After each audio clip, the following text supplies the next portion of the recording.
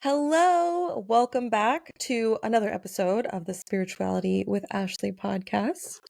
I am your host, Ashley. Super excited to be here with you guys. I feel like my energy levels are a little bit better this week. The last episode I was listening to it and I was just like, oh my God, I sound like I'm burnt out. So it was appropriate for me to do an episode about burnout. If you're feeling burnt out, check out that episode. It's episode 7. Spiritual burnout. This episode, however, we're bringing a little more energy to. How is everyone doing? I hope you're well. As always, you can reach out to me on social media. You can email me, send me your stories, your questions, all the things. I'm here for it. Love connecting with you guys. And just in case you're not already following me on Instagram or TikTok or YouTube, you can find me on all the platforms at Spirituality with Ashley. All right, let's go ahead and get into this episode. I'm like going back and forth about whether or not to do an intro, and I just feel like it's a little bit forced, Like I have my little script and I don't want to do it. So I do want to add that on this podcast, I talk about everything from healing modalities and spiritual readings to personal growth and metaphysics and all of these things that I talk about, and sometimes with a guest we'll be talking about, are with the purpose of understanding ourselves on a deeper level and creating a deeper connection with our intuition and living in alignment, because I feel like it just feels better when you're living in alignment. At least it does for me. And so, what you can really expect from this podcast is practical tips for spiritual development, moments of inspiration and ahas, and insightful conversations with special guests eventually when we have guests on here. So, whether you're beginning out on your spiritual journey or you are a seasoned expert in all the spiritual things, this podcast is for you. All right, enough of the intro. Let's get into it. I have been having some experiences lately and I want to talk about them, obviously. So, God, my concept of time has just been insane. Like, I really like glitches in the matrix times 1,000 is what it feels like. And so I want to talk about that and some examples of like what's been happening, because what, just mind blown. I want to talk about some emotional stuff for a little bit, and then we're gonna get into a few things that I've been noticing in readings that I want to address, as far as like ethical considerations with getting into people's energy, because it's coming up so much. So I definitely feel like some stuff needs to be put out there about it.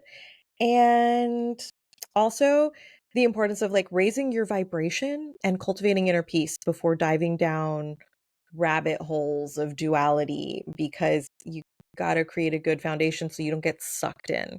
So those are some of the things I'm going to be talking about. Let's do this. All right. So the first thing I want to talk about is, time. Time's been weird. It's been weird. It's been weird for a lot of people. Like, I know that it's not just me.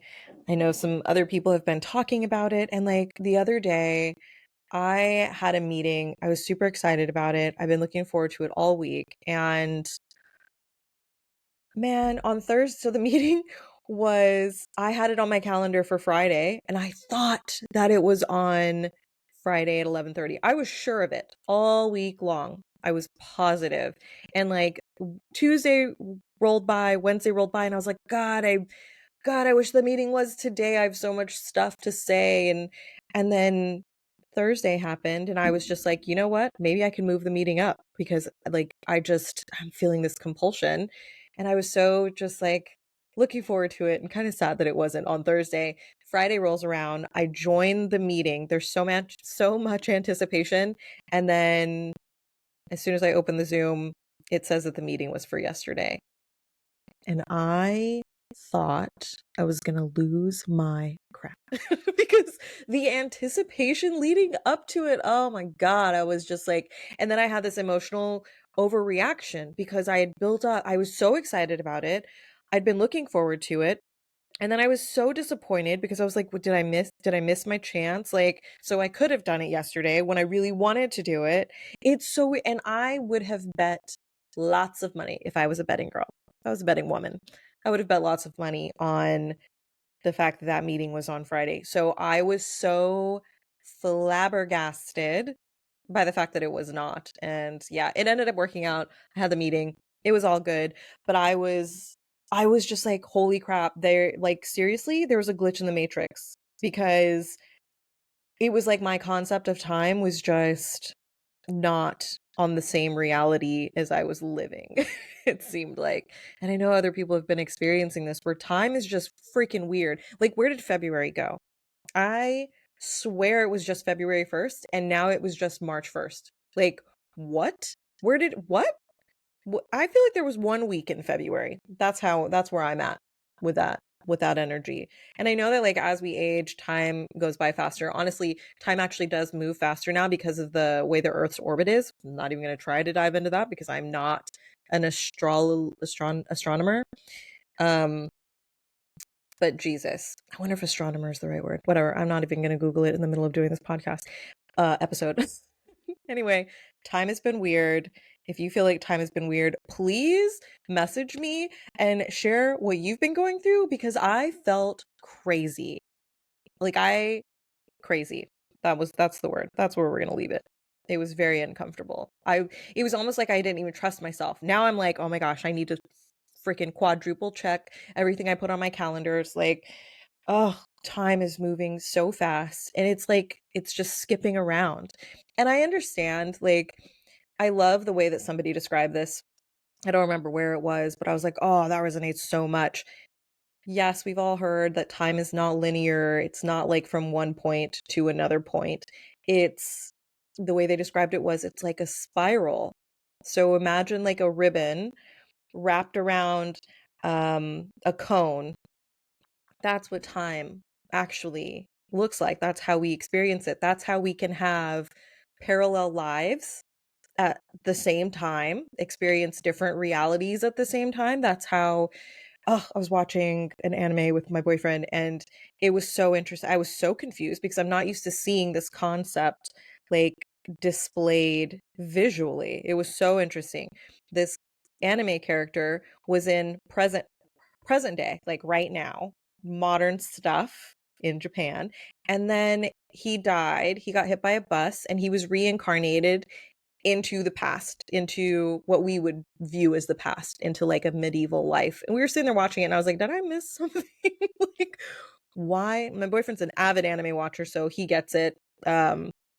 He understands the way that it works. But I was just like, what? What did I, what? Did I miss something? Are we watching a flat? I assumed because I'm so used to living in this linear construct of time that my brain was like, oh, well, this has to be a flashback. And it wasn't. It wasn't. I'm still thinking about it like, what really happened there? So strange. So time is weird. And it's interesting because I feel like we're starting to experience that like on a real visceral living through it kind of a level instead of just talking about like time's not real, time's not linear. On our planet, time is linear. In our reality, it is linear. And I actually heard about another concept recently.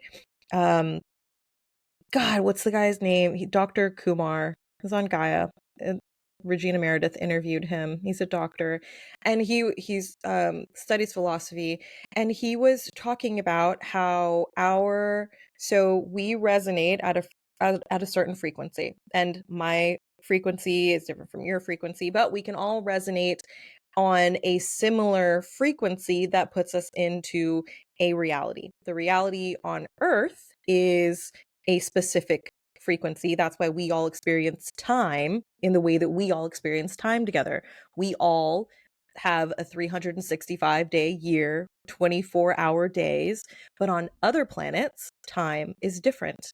Time moves way slower or way faster. Like, what is it? Saturn? Astrology people, please don't come for me.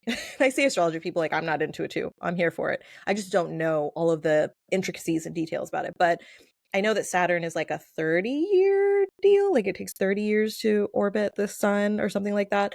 And so time moves differently on Saturn. We take a year to orbit the sun. Saturn takes 30. So time works differently. The vibration on Saturn is different. It's a different dimension on Saturn because time works differently. What? I may not have explained that well, but different dimensions have different ways of experiencing time. I'll put it like that. Kind of like when we're sleeping and our vibration changes when we're sleeping. And which is interesting that I just said that because I don't think I've ever actually thought about that before. Might be channeling a little bit right now. So when we sleep and we dream, time works differently in our dreams. Our vibration changes while we're sleeping and dreaming. And so we can experience all these different realities and have ET visits and abductions and all kinds of other experiences in dream time. I've had dreams where I go through a whole life cycle or where I've jumped between different timelines and dimensions and had experiences of my present life, but just different, like slightly different details. It's, oh my God, mind boggling. Anyway, that could be its own whole episode. So I just wanted to talk about some things that have kind of been on my mind lately that I've been experiencing. Time and different dimensions and dimension hopping and all the things. So interesting. Okay, so let's move on because I will just ramble about time and all the things. I'm sure we could probably come to some really cool, interesting conclusions and aha moments and epiphanies, but I'd rather have a little more organization if I'm going to talk about it on here. So, some things that have been coming up in readings. So, and I've got my notes here in front of me. So if you're watching this, you'll see me looking down. I have a paper in front of me. Okay. I'm having this experience where people are coming to readings, specifically psychic readings, which I think is interesting. Not so much in Akashic Records readings, which is interesting. Sometimes I feel like people get confused about the difference between a psychic reading and an Akashic Records reading. If you do want to know more about that, I have descriptions on my Instagram for kind of the differences between those types of readings. You can also read about the differences on my website. And as always, Google is there for you. And if you still have questions, feel free, message me, email me, reach out. I'm here for it. Let's talk. And so the thing that's been coming up is people will come to a reading and they will want to know information about someone else's life. And I'm getting pretty good about just straight up saying like, hey, the reading is for you, like you personally. It's your spiritual team that's going to be here. Spirit's going to be talking to you specifically, and I cannot ethically get into somebody else's energy and tell you what's going on with them in their lives in specific details. I can focus on a person and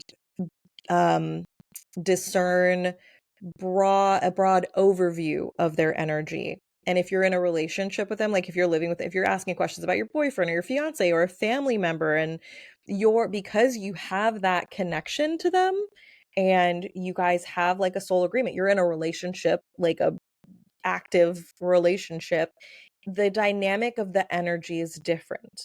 But when people come to readings and they're asking questions about people they haven't spoken to in years or somebody that they're interested in that they aren't actually physically, verbally connecting with, I'm not, it almost kind of feels like I'm a private investigator and they're asking me questions about the person and I have to give them like spy information about the person. And that's not, my guides aren't here for it, your guides aren't here for it. And so I just want to lovingly, compassionately make an announcement about, if when you get readings, it's about you. And so if you are asking about somebody, let's say there's a guy that you used to be connected with years ago, and now you're just like, yeah, are we going to be together, or what's going on with him? I I It's really, that's not why, that's not, It's not ethically okay for me to tap into his life and report back to you, because that's essentially what it is. But I can look into your energy and I can tell you what you learned from that person being in your life, why that person is on your mind, what it is you are getting out of that situation, what you're learning, the things, everything that has to do with you and that person or that situation.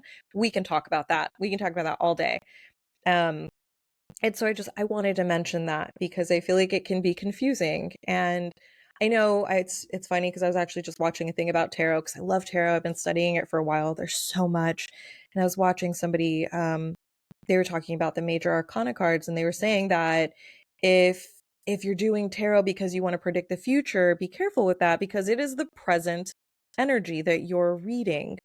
And the future, so I can look at your present current energy and tell you what future outcomes could potentially look like and future paths based on your energy right now in this moment. Your energy, your emotions, what you're thinking about, your interests, all of those things. And that can change. The future is not set in stone. So I just wanted to bring up that present moment energy, and ethically it's not okay to dive into somebody else's energy during a reading because they have to give their express permission. Just because you have psychic abilities and you can tap into somebody's energy does not mean that it's okay to just do it all willy-nilly. Like going to Walmart, walking around and then just tapping into random people's energy so you can see what their lives are like and what they're thinking and what they're up to. That's not okay. We have to maintain this level of respect for other beings, other living beings. So I think that's important to bring up because I think that a lot of people, I'm noticing that, and it seems to be very prevalent in like love readings or relationship readings, where I see it often on TikTok where like live tarot card readers will just be like, yeah, just be all up in the other person's energy. Like if a woman is asking a question about a guy, and then she'll tell you all this stuff about the guy, and if the guy is not there and they're not in a relationship and the guy did not give his permission, you have to be careful about skewed information. So when you do tap into somebody's energy and they have not given you permission, the information can be skewed, which means it's not reliable. It's not going to be very clear information. Can you tap in and kind of like get an idea? Yeah, but that idea isn't necessarily solid. It's going to be really shaky.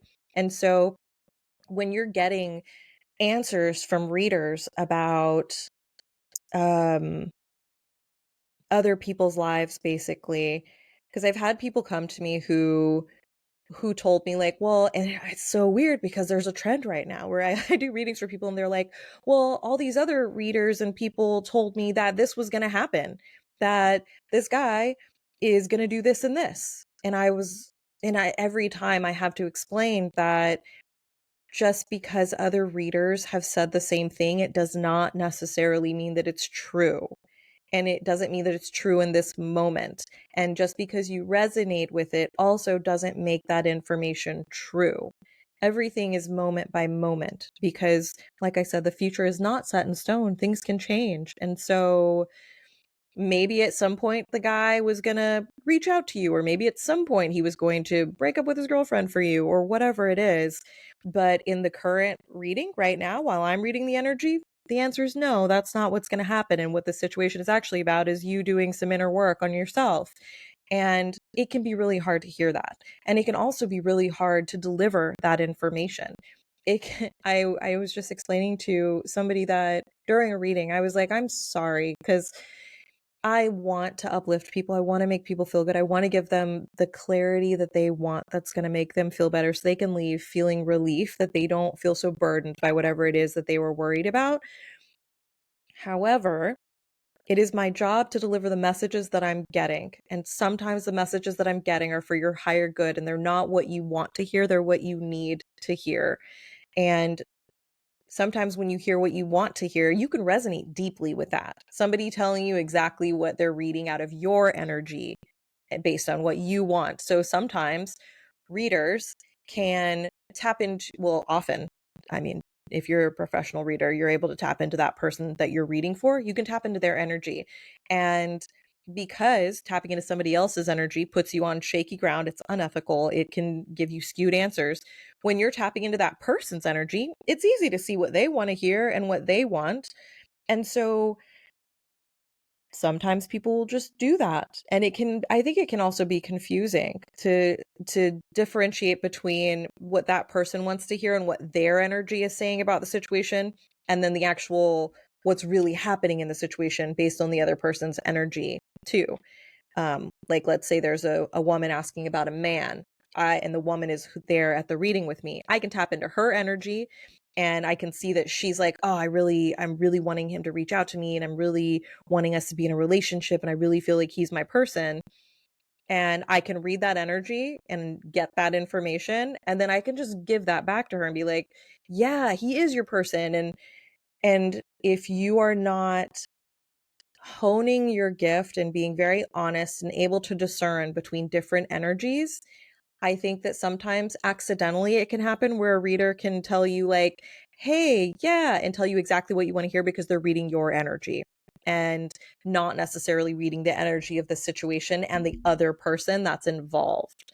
Um, and so if you're telling the person what they want to hear, then that might not necessarily be what the person needs to hear. And so sometimes it can be difficult because it just doesn't feel great for me when I have to when I know what they want to hear and I have to tell somebody something other than what they want to hear. And it happens often. I mean, you're coming to a reading because you want to get messages that you want to get clear messages about whatever it is that you're there for. And that's what I'm going to do, is deliver the clear messages that I'm getting.